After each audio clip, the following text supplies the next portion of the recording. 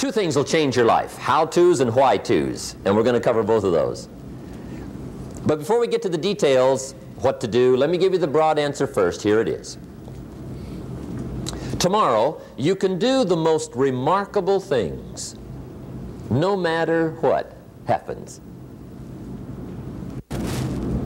Let's start with that. Human beings can do unbelievable things, incredible things. A man can do the most amazing things with the most unamazing circumstances. A woman can do the most remarkable things with the most disastrous circumstances. There's plenty of proof.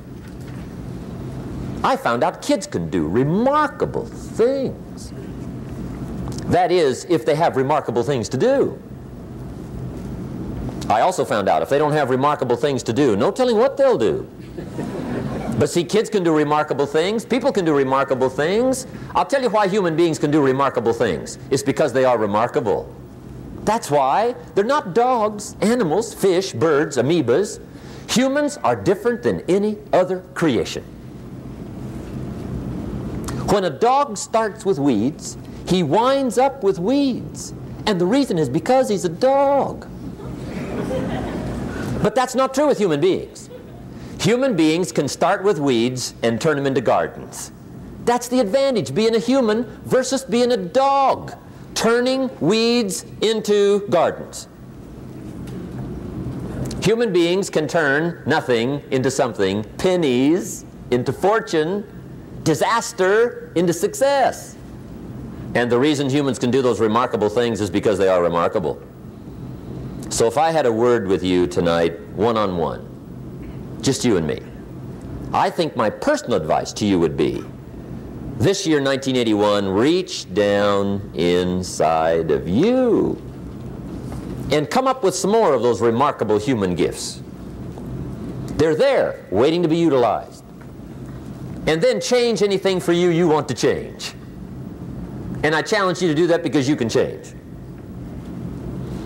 If you don't like how it is for you, change it. If it doesn't suit you, change it. If it doesn't please you, change it. If it isn't enough, change it. And I challenge you to do that because you can change. See, you don't ever have to be the same again after tonight, only by choice. If you don't like your present address, change it. You're not a tree.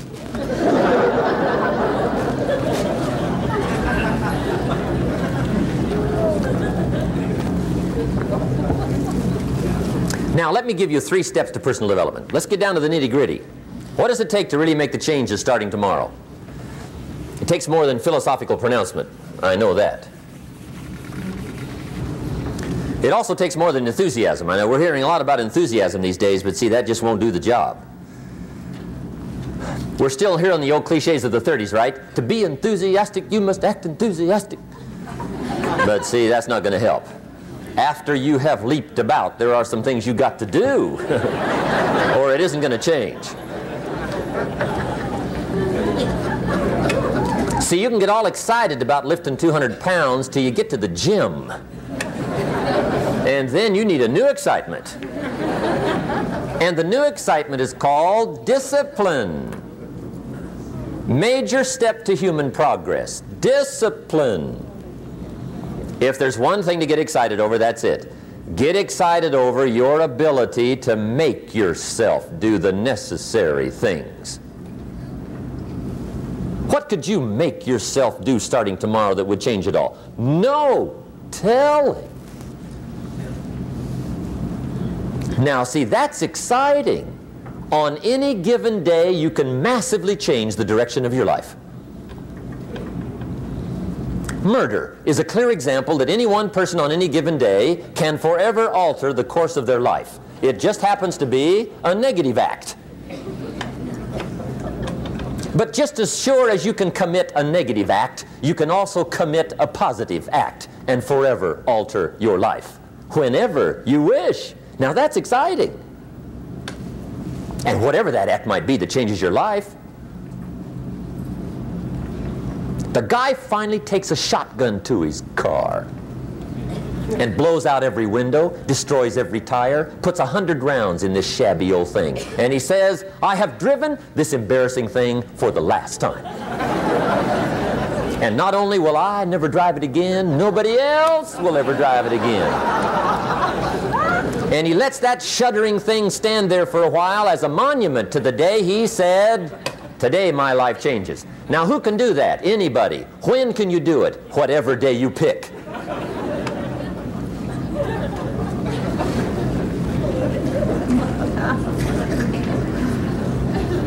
Now here's the key to discipline. Start with the little disciplines, get excited over the little disciplines, and get right on those, because those will lead to the big ones. You can't handle the big challenges in life unless you take on the little ones. Make a list of all the things you can do, get right on those, discipline yourself for those, both for the results and for the muscle and for the practice, so that when life hands you some big challenges, you'll be ready, you'll have the muscle. But see, if you don't handle the small ones, you can't take care of the big ones.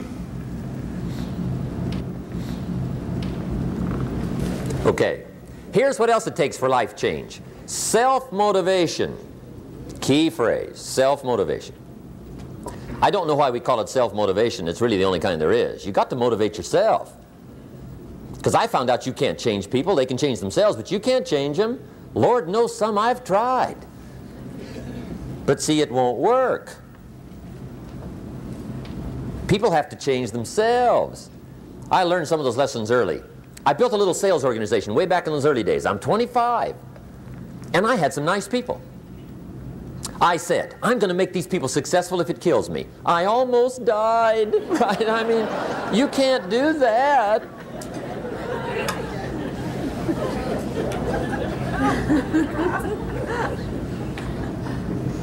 See, I've discovered this. Good people are not trained, they're found.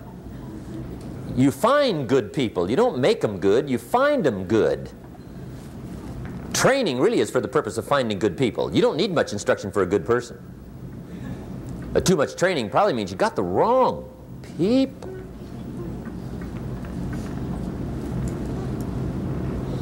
So you got to find the right people. That's the key to getting a good job done.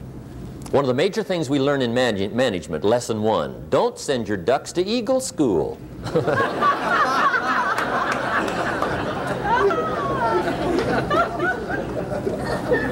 Because it won't help. I mean, I'm telling you, it won't help, no matter how good your school is. And the little eagle badge and little eagle hat, I'm telling you, it won't help. It won't help.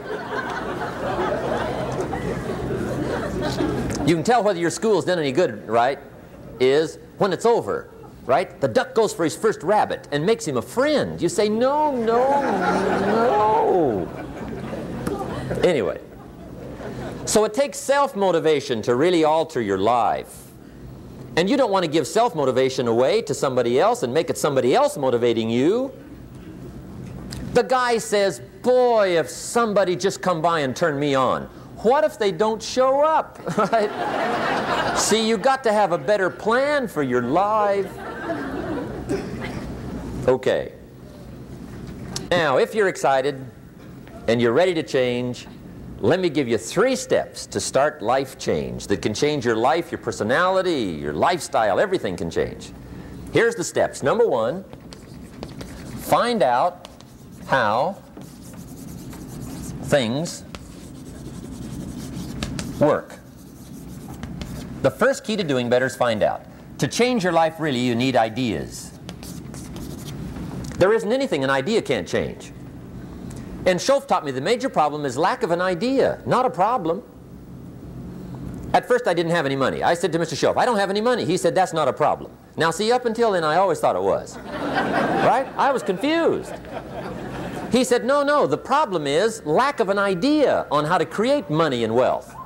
It isn't lack of money, it's lack of ideas. So if you get the ideas, see, you can change anything. Now to get ideas, you need a constant study of finding out. Now Schoaf also said, when you find out something that works, put the information in your journal. Don't use your head for a filing cabinet. Put it in your journal so that you can do the next best thing. Repetition, repetition, repetition. Go over it.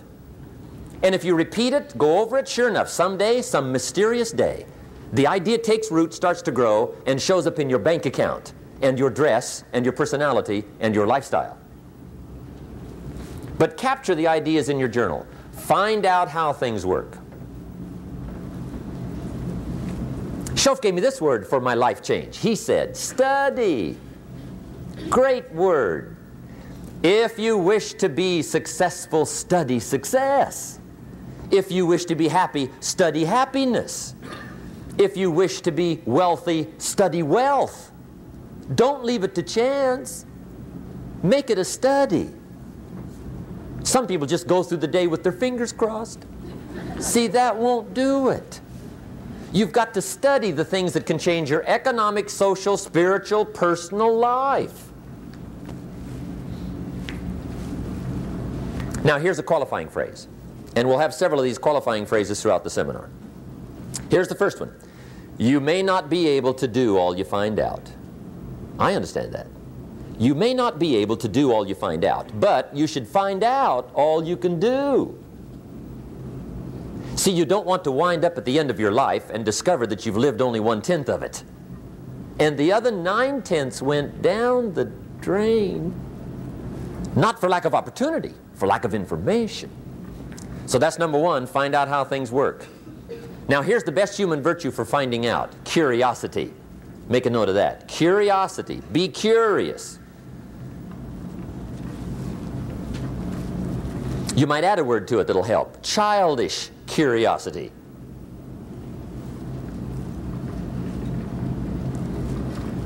What will kids do if they want to know something bad enough? Bug you. That's the phrase. They can ask 1,000 questions. You think they're through? They got another 1,000. They'll drive you to the brink. It's a virtue. When you gotta know, be like a child. In fact, Jesus, the master teacher, said, unless you can become like little children, you might as well forget it. You don't have a prayer.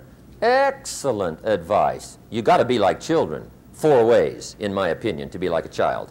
Number 1 is curiosity. Number 2 is excitement. Get excited like a child over your ability to make yourself do anything for change. 3rd is faith. Have faith like a child. Adults are too skeptical. And 4th is trust. Trust is a childish virtue, but the rewards are incredible. So be like a child. Now, if you're curious, let me give you 3 ways to find out how to change anything. Any life direction, any dimension. Here's 3 ways to find out how to change anything. Number 1 is to read. Become a good reader. All of the successful people I know and work with around the world, they're all good readers. Curiosity drives them to read. They got to know. They just read.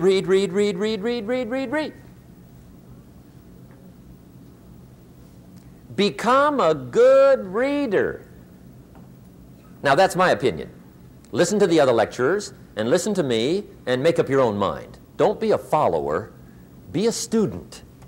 Okay? I say, really, for life change, you got to read.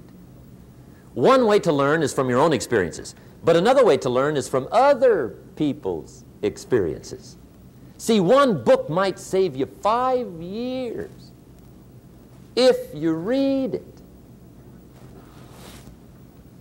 Did you know there's books on how to be stronger, more decisive? Be a speaker, be a leader, have a better effect on other people, develop your personality. Did you know there's books on that? And people don't read them? How would you explain that? And they can read? Did you know that hundreds of successful people have written their stories in books and they wrote down how they did it and people don't read it? How would you explain that? The guy's busy, I guess. You know, you get tied up. The guy says, well, yeah, you work where I work, but the time you struggle home, it's late. You got to eat a bite of supper, watch a little TV, get to bed. You can't sit up half the night reading. And the guy's behind on his car payment. Good worker, hard worker, sincere. But you got to be better than sincere. And work hard. Otherwise, at the end of your life, you'll wind up cold, stony broke. You got to be better than a good worker. You got to be a good reader. My opinion. Now, you don't have to read half the night. Okay? Although if you're broke, that's not a bad place to start, right? Get on with the cure. But put this in your notes, 30 minutes a day. Just devote 30 minutes a day to reading. Stretch it to an hour if you can. But at least 30 minutes. Half rich isn't bad.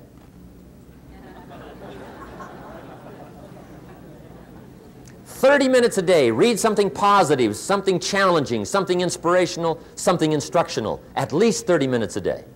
And here's the next clue. Every day. Don't miss. Once you set this up, just don't miss. Miss a meal, but not your 30 minutes. Because you can get along without some meals, but you can't get along without some books. There's a Bible phrase that says humans cannot live on bread alone or just food. It says the next most important thing to food is words. Words nourish the mind, makes us different than animals and dogs. Words nourish the soul. So humans have to have food and words in order to be happy and healthy.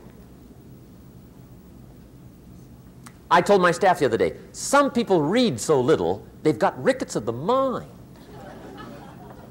They're undernourished mentally. So to get a good diet of words, I suggest good reading habits, 30 minutes a day. Now, some people don't read because they don't read well. I understand that. And the national average is fairly poor. People have fairly poor reading skills. They're still trying to operate on awkward old skills of the past, right? Reading one word at a time. And with such poor skills, when you read, the mind usually wanders. Because you can think about a lot of things. The mind is an incredible mechanism. And if you read poorly, the mind wanders around thinking of other things while you're trying to read. Did you ever read a page and wonder what it said? Right? Say, I got to read that again. Right? That's because the mind is just doing this job, right? Just wandering around. Did you ever read yourself to sleep? See, that's another problem. The mind says, who needs this? Just shuts off, right? Untaxed, right? Poor skills. Or a guy looks at a book, 500 pages, and says, no use starting, right? I mean, I'd never get through this one. Anyway, in our weekend seminar, we take a whole section, about 2-3 hours, and we go through reading skills. How to read a book a day is the title of that subject. And I'll tell you what, if you can read a book a day, it'll change your whole life. I mean, a book a day will change your whole life. Expose yourself to a whole variety of things, spiritual, moral, personal, economic, history, geography, everything. I mean, you can really change if you read a book a day. So you might want to attend the weekend, get in on those reading class skills. It's incredible. A book a day will change your life. But hey, whether you read slow or fast, or whether you read awkwardly or whether you read well, here's the key. Read. Don't miss. Here's what reading is. Reading is tapping the treasure of ideas. That's what reading is. Tapping the treasure of ideas. And ideas can change any part of your life. And if you've got a good excuse not to tap the treasure of ideas at least 30 minutes a day, or spend the money and get the books, I'd love to hear it. Some people have excuses you wouldn't believe. I say, John, look, I got this gold mine. I got so much gold, I don't know what to do with it all. Come on over and dig. John says, I ain't got a shovel. I say, well, John, get you one. He says, you know what they want for shovels?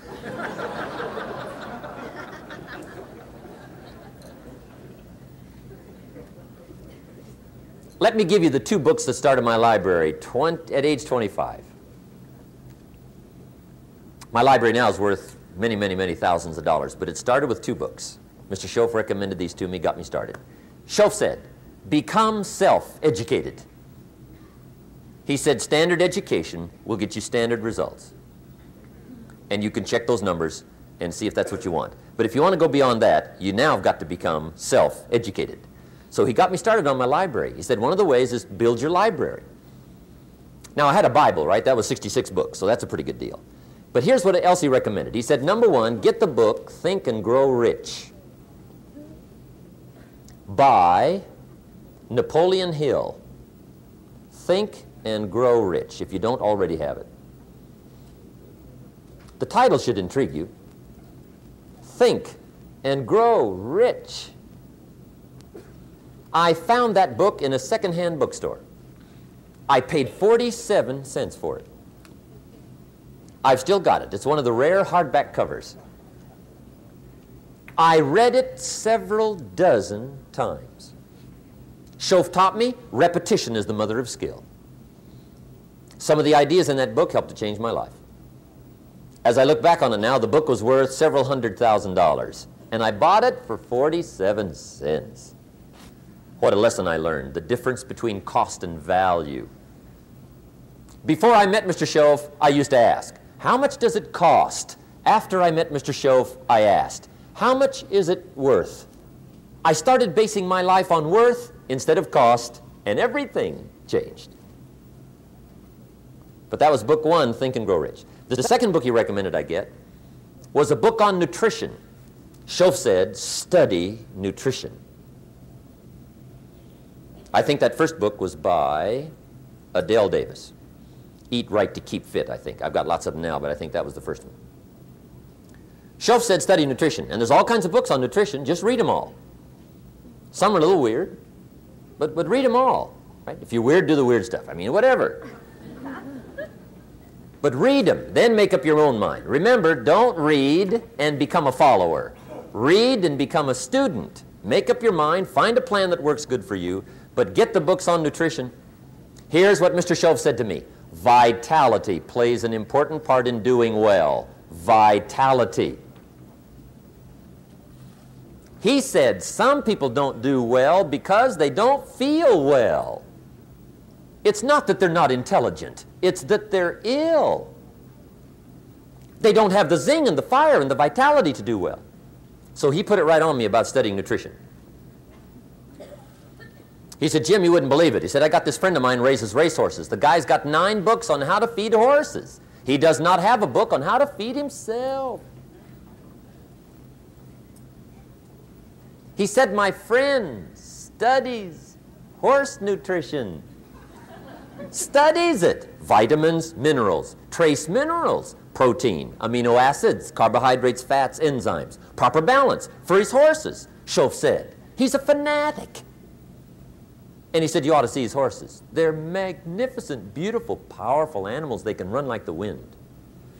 And he said, you ought to see him. He's a wreck. He said, the guy feeds his horses better than he feeds himself. Do you believe that? In my later studies, I discovered some people feed their dogs better than they feed their kids, if you can believe that. Anyway, I didn't mean to give you a health lecture here tonight, okay? But hey, take care of yourself. Work on that part because it's one of the answers to doing well. There's even a Bible phrase that says, many times the spirit is willing, but the body's weak. Now see you're in trouble. And that is a problem. You wake up in the morning and the mind says, let's go get them. And the body says, I can't even get out of bed. So you got to work on both sides of this, right? Okay. But get your library started. Get the books. Put it together. Books are the trademark of civilization. It's fascinating to walk into someone's home and browse through their library because your library says something about you. So put your reading together. Very important. Here's the second way to find out how to change your life. And that's to listen. Get around successful people and listen. Now, you can also learn from unsuccessful people. Take notes on both, negative and positive. On the negative, the notes are called what not to do. And you got to learn what not to do as well as what to do. So learn from the negative as well as the positive. Okay? Find out what poor people read and don't read it. Right? That's good information. Learn from the negative. But now you can also learn from the positive. Get around successful people. Listen to what they say. Listen to how they say it. It's important. We've all got about 16 waking hours. Practice listening those 16 hours. And I say practice listening because listening isn't easy. I found out it's easier to talk than it is to listen. But if you will practice listening the 16 hours you're awake, sure enough, from surprising sources comes great ideas. In sales training we teach, if you want to learn sales, listen to the kids. Kids have got to be the master salespeople of all time. They have no equal. Father tells his young son, "No, you cannot have an ice cream cone." 30 minutes later, he's licking on one. That'd be 30 minutes worth listening to. They got moves you wouldn't believe. Persistence runs deep like the ocean. And the kids never took a class on how to overcome objections. They already know how. They don't need classes. You tell kids no. That goes right on by. They give you 3 good reasons. You say no. It goes right on by. They give you 3 more. They're masters. So listen and learn. Now here's some of the best advice I've got for the whole evening. It won't get any better than this. This is it. Poor people ought to take rich people out to dinner and listen. That's some of the best I got. If a guy's not doing well, one of the first things he ought to do is find a guy that is doing well and offer to buy him his dinner. Spend $50, $60, $80, $100. Go for the full 9 course. Start him on the juices and hors d'oeuvres. Get him started talking. The salad takes 15 minutes. Keep it rolling. Biggest steak in town takes 45. Keep it rolling. Pour on the dessert. Stretch that meal out about 2 hours. If you get a successful person to eat and talk for 2 hours, they're liable to drop ideas in your lap, change your life. Multiply your income by 2, by 3, by 5. But you're right. Poor people don't usually take rich people out to dinner. That's the problem. The guy said he's rich, let him buy his own dinner. I'm not coming up with any money. And he says, besides, you work where I work. By the time you struggle home, it's late. You're lucky to get your own supper, let alone running around trying to find a rich man to feed. And the guy's behind on his house payment. Good worker, hard worker, sincere. But you got to be better than sincere. Work hard. You wind up broke. You got to be better than a good worker. You got to be a good listener. And remember, what you read and what you hear, put the good stuff in your journal. Now here's the third way to find out how to change your life. And that's to observe. You can pick up a lot of ideas just by watching. Get around successful people and watch. Here's why. Success leaves clues. Watch how the man shakes hands. Watch how the lady responds. People who do well do certain things over and over and over and over. And if you're clever, you can pick them up. Watch it all. If a guy's making $10,000 a month, I'd watch how he walks. Maybe that's it. Copy his funny little walk. Somebody says, well, that's kind of a silly walk. Say, it's 10,000. I haven't got the money yet, but I got the walk. It's bound to start somewhere. What I ask you tonight is to be unusual and be a good observer of what's going on. You can pick up ideas that can change your life starting tomorrow. Just be a more careful observer. Now remember, there's 2 ways to see. One is called sight. See with your eyes. The other one is called insight. See with your mind. See with your eyes, you'll see things. See with your mind, you'll see answers. Put your eyes and your mind to work. And the best advice on developing sight and insight is pay attention. Don't miss anything. In the weekend seminar we teach, one of the greatest fatalities to success is preoccupation, lack of concentration. The guy's mind wanders.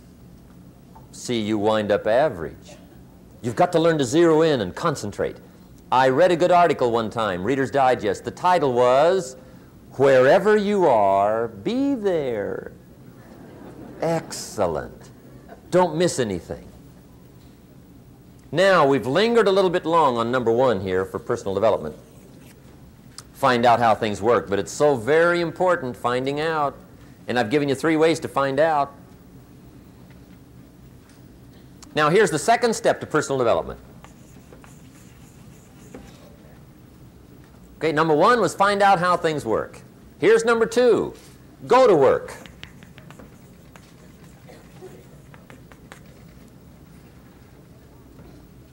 You must now take action on what you found out. In doing business around the world, we call it game plan. Put together your game plan. One of the major things we teach on the weekend seminars, game plans. How to game plan your office. If you're in sales, you need a game plan. Kids need a game plan. You need a home game plan, social game plan, a business game plan. Everybody needs game plans. Financial independence, game plan. Your investment, game plan. Don't think in your head. Put it on paper. Don't operate out of your mind. Operate from paper. I often ask somebody, what are you going to do the next 6 months? And somebody starts to tell me. I say, no, don't tell me. Show me. Show me your game plan for the next 6 months. Then I can look at things and maybe I can help. But you got to operate from paper. Put it on a game plan. Take action on what you found out. Now here's the best word I know of to go with action. Massive. See, that'll change everything. Massive action is called the cure-all. If you're going to make calls, make a few thousand. If you're going to make contacts, make a few thousand. If you're going to knock on doors, knock on a few thousand. See, that'll change everything. Here's the language of the poor. I'll try it a time or two and see what happens. It's the way poor people talk. The guy says, well, I'll give it 30 days. 30 days. You could guess his bank balance. You've got to have a better game plan. So here's one of the major things to do starting tomorrow. Take a look at your game plan. If it isn't loaded with massive action, change it tomorrow. Action. The formula really works like this. Pick up a good idea, take heavy action. Pick up a couple of good ideas, take heavy action. That's the formula for success. Heavy action.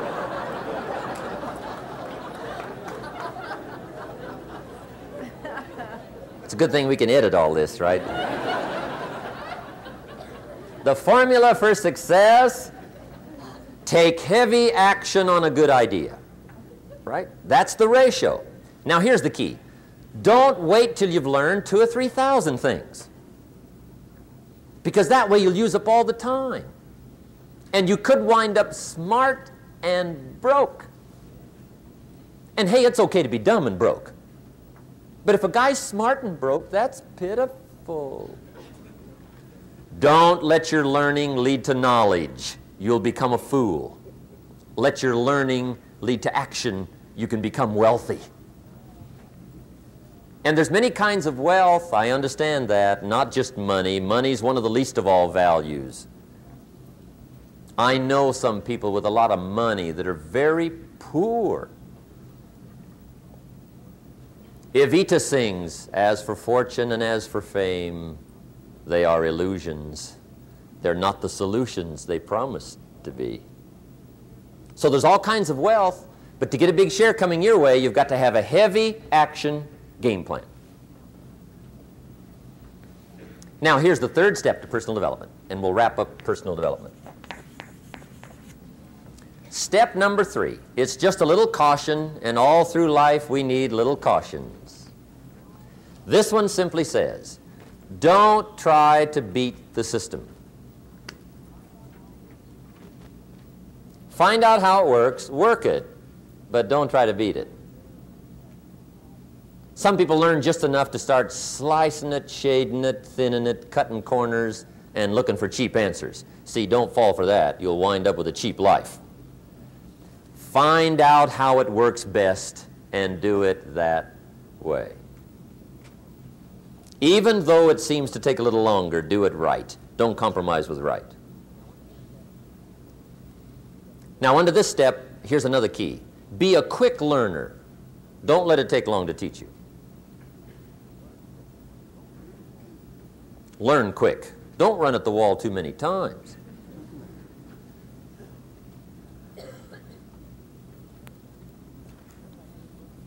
Learn quicker. One guy said he broke his nose 7 times in the same place. Somebody says, looks like you'd stay out of that place. Learn quicker. Now, the third point here is don't be stubborn. See, some people won't change even when a better way comes. They say, well, I've been doing it this way 30 years. Hey, be ready for change. If it's a better way, go for it.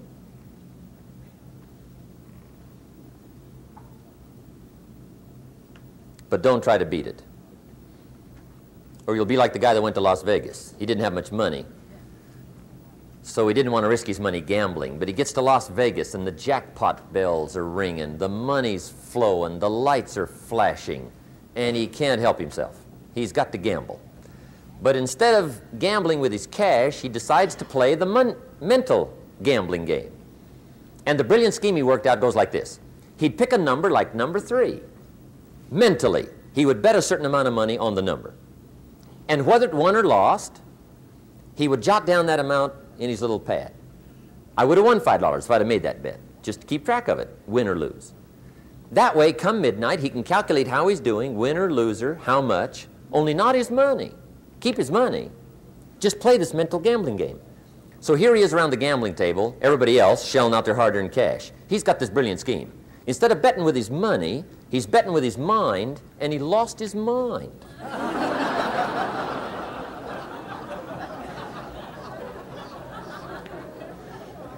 Which means don't try to beat the system, I guess.